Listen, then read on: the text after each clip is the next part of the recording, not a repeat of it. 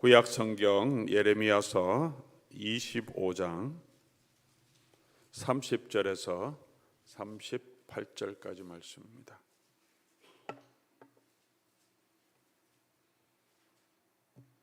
찾으셔서 한 절씩 교독하여 하나님 말씀 받들겠습니다. 예레미야서 25장 30절부터 마지막 절 38절까지입니다.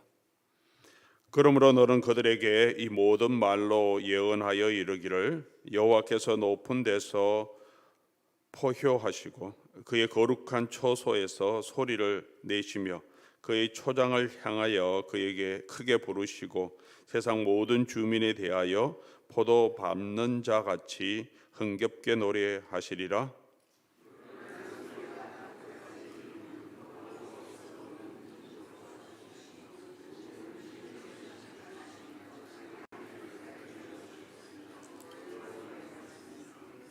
만군의 여호와께서 이와 같이 말씀하시니라. 보라, 재앙이 나서 나라에서 나라에 미칠 것이며 큰 바람이 땅 끝에서 일어날 것이라.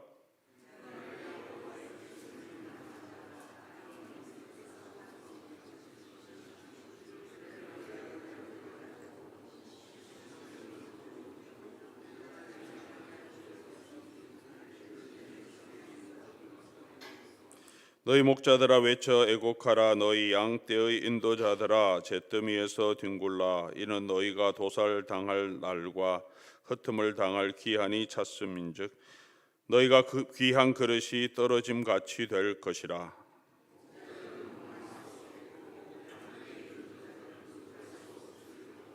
목자들이 부르짖는 소리와 양떼의 인도자들이 애곡하는 소리여, 여호와가 그들의 초장을 황폐하게 함이로다.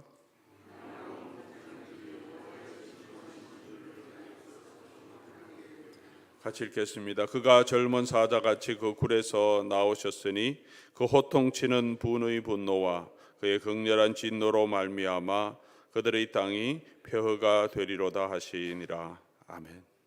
같이 한번 기도하겠습니다. 좋으신 아버지 하나님 감사합니다. 오늘도 주의 은혜를 의지하며 우리가 아버지 하나님 앞으로 이 아침 시간 나왔습니다. 우리 하나님의 은혜로 성령으로 이 시간 함께하여 주시고 주의 말씀을 듣고 읽고 묵상할 때 우리에게 필요한 말씀, 우리가 들어야 할 그 말씀을 깨닫게 하시고 우리 마음에 품게 하시고 그 말씀대로 살아갈 수 있도록 우리에게 힘을 허락하여 주시옵소서. 오늘도 우리의 삶이 우리 아버지 하나님을 향한 삶이 되게 하시고 하나님의 은혜와 주의 사랑을 간구하며 걸어가는 복된 성도의 삶 되게 하여 주시옵소서. 오늘 이 시간에도 주께서 우리에게 예비하신 은혜를 간구하오며 우리 주 예수 그리스도의 이름으로 기도드립니다. 아멘. 어제 저녁에는 저희가 또 8월달 찬양 집회를 했습니다. 은혜로운 찬양으로 또 말씀으로 우리 하나님 앞에 나아가는 시간을 가졌습니다. 오늘 이 아침에 이제 예레미야서 이제 25장을 묵상하면서 이제 예레미야서 전반부 묵상을 마치고 이제 9월부터는 잠시 우리 시편을 묵상한 후에 열왕기 상을 9월, 10월 묵상하게 될 것입니다. 예레미야서는 다음번에 다시 묵상하게 될 것입니다. 계속해서 우리 하나님 말씀을 통하여서 우리 매일 묵상의 말씀을 가지고 우리 하나님의 은혜를 함께 나누며 또 받는 그런 교회로 서갈 수 있기를 바랍니다. 오늘 본문 말씀은 25장 다시 하나님께서 이 유다와 예루살렘 땅을 심판하시겠다는 내용의 말씀을 우리에게 하고 있습니다. 25장 1절을 여러분 성경 가지고 계시면 한번 보시면 25장 전체가 연결된 하나의 예레미야 예언인데 예레미야가 예언할 때 어떤 시기 어떤 때 예언했는지를 설명할 때가 있습니다. 25장 오늘 이 25장의 내용은 유다 왕 요시야의 아들 여호야김 넷째 해 곧 바벨론의 왕 느부갓네살 원년에 유다의 모든 백성에게 관한 말씀이 예레미야에게 임했다. 유다 왕 요시야 아들 여호야김 넷째 해 그리고 뒤에 나오는 왕의 이름이 우리가 아주 익숙한 이름이죠. 느부갓네살 왕이 즉위한 원년에 느부갓네살 왕이 이제 결국 이 유다 나라로 쳐들어오고 예루살렘을 멸망하는 그 왕이 이제 세워졌습니다. 그때 하나님께서 유다와 예루살렘 거민들을 향하여 주신 말씀입니다. 계속해서 하나님께서 이 예레미야를 통하여서 그의 일생 거의 20년 넘게 계속해서 이스라엘 백성들에게 하나님의 말씀을 선포했습니다. 그런데 이제는 그 멸망의 때가 이제 완전히 가까운 거죠. 즉위하고 그해 유대 땅으로 쳐들어오기 때문에 그렇습니다. 그렇게 이제 이 임박한 하나님의 심판에 대해서 얘기하시면서 오늘 25장에 나와 있는 중요한 내용 중에 또 하나는 그런 심판이 반드시 임할 것이지만 70년이 지나면 다시 회복시켜 주겠다. 그 말씀이 오늘 본문 안에 기록되어 있습니다. 포로 잡혀갔던 다니엘이 기도할 때 예레미야서를 보고 하나님께서 70년이 지나면 우리를 돌려 회복시켜 주실 거라 하는 그 말씀을 보고 그가 엎드려서 기도하면서 하나님 이스라엘의 회복을 위해서 기도하는 내용이 나오는데 그 내용이 바로 오늘 이 본문이죠. 25장에 나오는 70년 동안 바벨론을 섬길 거다. 70년이 끝나면 25장 15절 70년이 끝나면 내가 바벨론 왕과 그의 나라와 갈대아인의 땅을 그 죄악으로 말미암아 벌하여 이렇게 느부갓네살이 섰지만 70년 후에 이 신바벨로니아 제국이 완전히 멸망하고 메대와 파사의 나라가 일어나면서 정책이 바뀌면서 이제 소수민족 우대 정책으로 자기 나라로 돌아가서 자기 민족의 신앙을 가지고 성전도 건축할 수 있도록 그렇게 허락해 주셨죠. 자, 그런 백그라운드 안에서 이제 이 25장 마지막 부분에 오면 이제 임박한 하나님의 진노에 대해서 계속해서 말씀하고 있습니다. 특별히 오늘 본문을 통하여서 오늘 본문에 나타나는 30장에 나타나는 본문의 내용을 통해서 먼저 우리에게 보여주시는 것은 하나님께서 이제 하늘의 거룩한 초소에서 포효하신다, 선포하시고 왕의 보좌 앞에서 선포하는 사람들이 왕을 경배하라고 왕의 영광을 선포하고 또 이 푸른 초장에서 사자가 그 소리를 내어서 모든 동물들을 긴장시키듯이 하나님께서 하늘 보좌 위에서 선포하시고 그 하나님께서 이 모든 만물을 다스림을 우리에게 다시 보여줍니다. 30절 그들에게 모든 말로 예언하여 이르기를 여호와께서 높은 데서 표하시고 거룩한 처소에서 소리를 내시고 그 초장을 향하여 이 땅에 있는 모든 것은 하나님의 초장이죠. 하나님이 다스리는 필드입니다. 크게 부르시고 세상 모든 주민에 대하여 포도 밟는 자 같이 흥겹게 노래하시며 그 소리가 땅 끝까지 이루고 그리고 모든 민족 모든 육체 하나님께서 다스리고 이 나라에서 저 나라까지 이 땅 끝에서 저 땅 끝까지 미칠 것이다. 이렇게 34절에 얘기하고 있습니다. 오늘 이 말씀을 통해서 우리가 다시 한번 먼저 기억해야 할 것은 모든 만물을 다스리시는 분은 하나님이시라는 것입니다. 이스라엘 백성의 상황을 잠깐 말씀드리긴 했지만 이스라엘 백성들은 이 애굽의 침노를 받아서 왕권을 잃고 또 애굽 왕이 새로운 왕을 세우고 그리고 그 다음에는 이 바벨로니아라는 왕국이 또 쳐들어와서 그 열강의 틈새에서 국권을 유린당하고 있고 결국은 망하게 되는 그런 상황 가운데 있습니다. 유다 사람들은 어떤 사람들은 친애굽파고 애굽에 붙어야 우리가 살아난다. 어떤 사람은 친바벨론파고 어떤 사람은 독립파였을 것입니다. 그렇게 열강의 틈에서 나라의 국권은 다 망해가는 그런 상황에 있는 이스라엘 백성들에게 하나님께서 심판을 선포함과 동시에 보여주시는 내용이 뭐냐 하면 주권자는 하나님이시라는 것입니다. 바벨론도 아니고 애굽 왕도 아니고 이스라엘 주변에 있는 다른 나라들도 아니고 이 모든 만물을 주관하시고 이 땅의 권세자를 세우시는 분은 하나님이시고 하나님이 나라를 세우기도 하시고 나라를 거꾸로 떨이기도 하신다는 것입니다. 느부갓네살이 서서 새로운 강자로 이 고대 고대 건동 지역의 새로운 강자로 떠오르고 결국 이 느부갓네살 왕이 다스리는 이 바벨로니아가 이 땅을 다 정복하고 모든 것을 초토화 시킬 것이지만 70년이 지나면 하나님께서 이 나라를 멸하실 것이다. 오늘 본문에도 하나님께서 하늘 보좌에서 거룩한 처소에서 표호하신다라고 말합니다.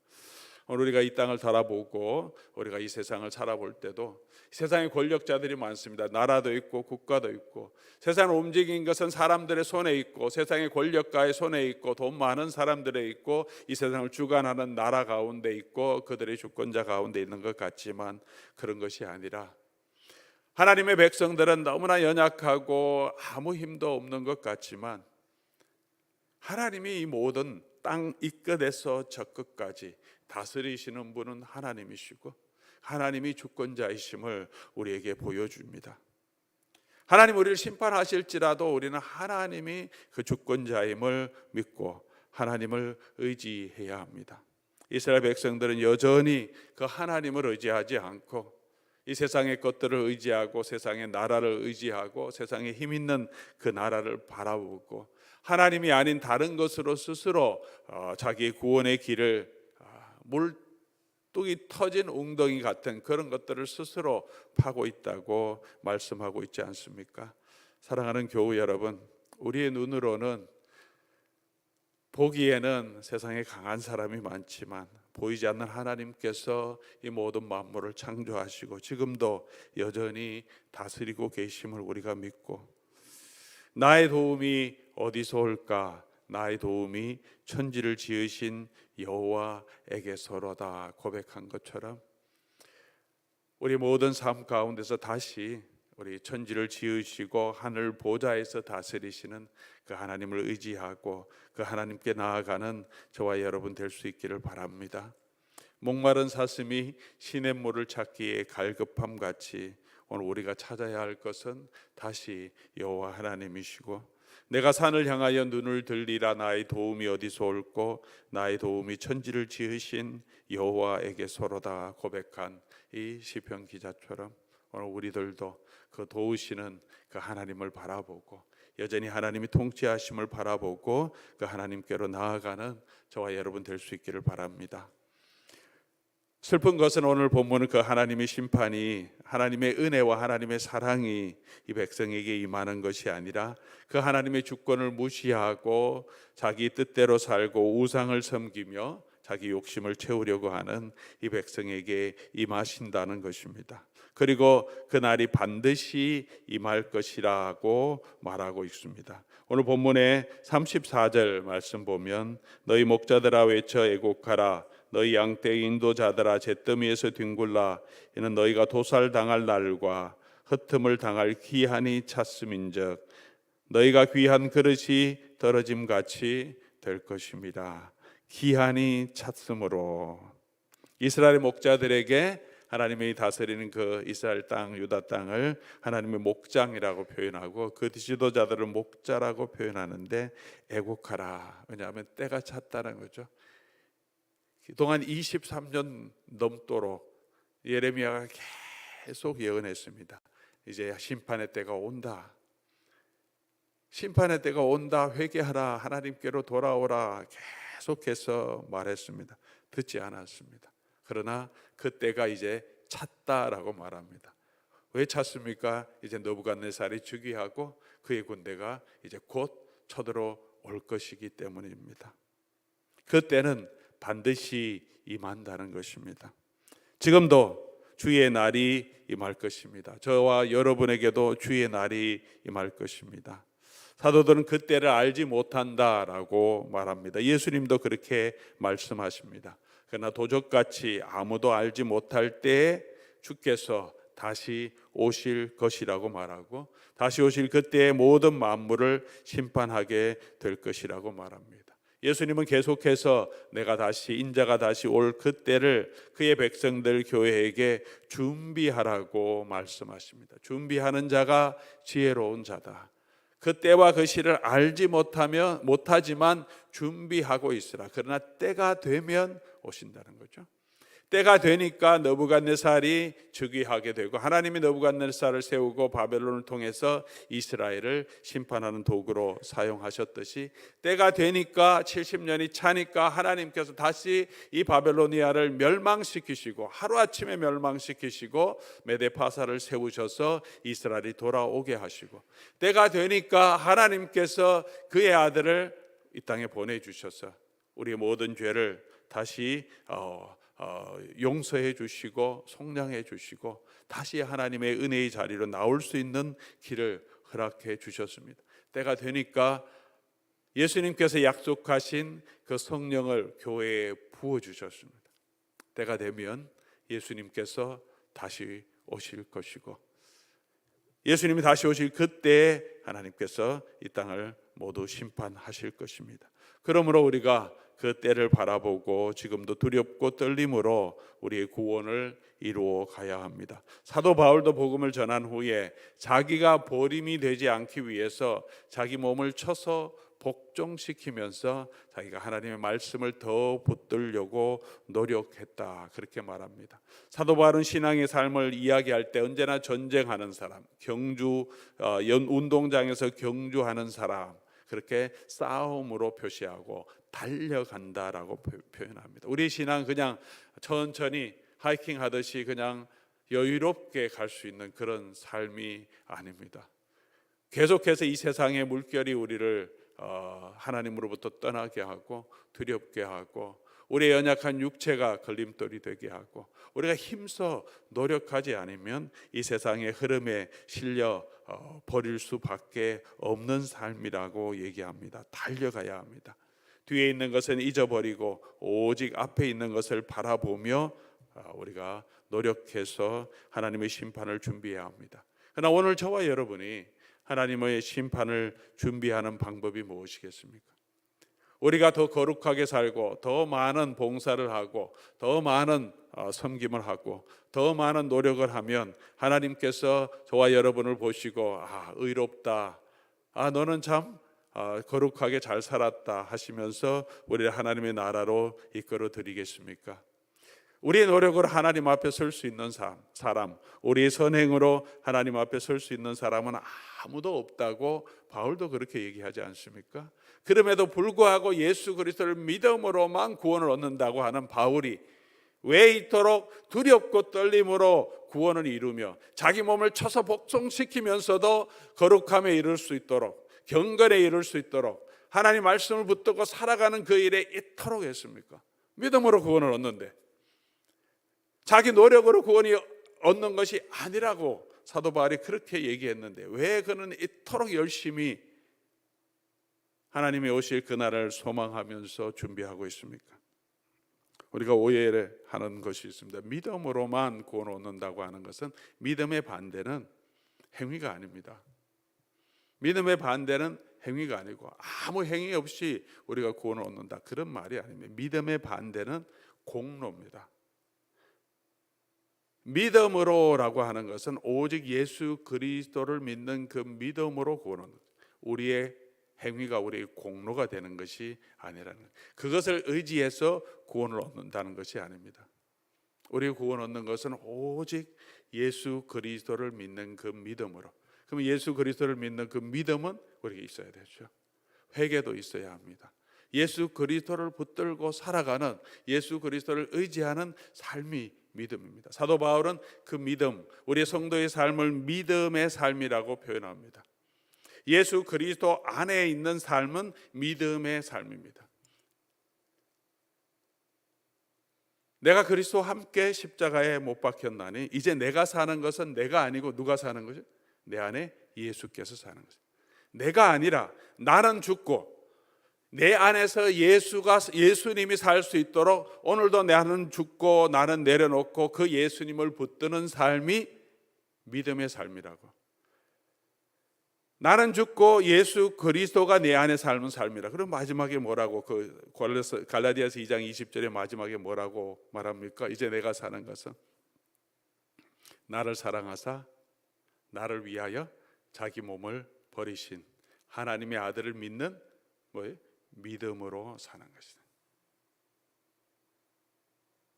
그가 그토록 노력하며 애쓴 것은 하나님 앞에서 자기 의를 드러내려고 한 것이 아니고요, 그가 자기 몸을 쳐서 복종시키면서 순종하게 했던 것은 그렇게 해서 자기의 경건을 바리새인들처럼 자기가 하는 것들을, 자기의 경건을 드러내려 한 것이 아니고, 오늘도 자기 의가 드러나지 않도록 자기 노력으로 사는 삶이 아니라 오늘도 예수 그리스도를 의지할 수 있도록 나는 죽고 예수 그리스도를 의지하는, 그래서 사도 바울이 전하는 것이 뭐라고 말합니까? 오직 예수 그리스도밖에 없다고.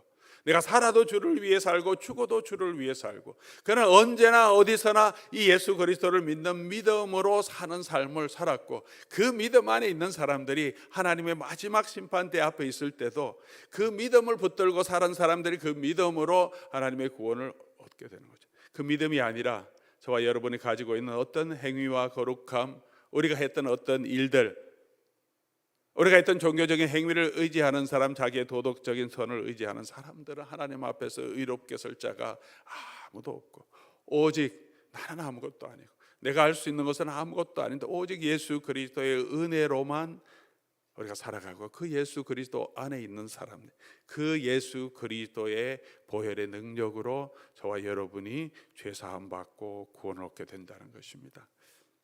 그러므로 오늘 저와 여러분이 예수님이 오실 이 마지막 때 예수님의 날을 준비하는 것은 어떤 일입니까? 오늘도 더 우리 주 예수 그리스도를 의지하는 것이죠.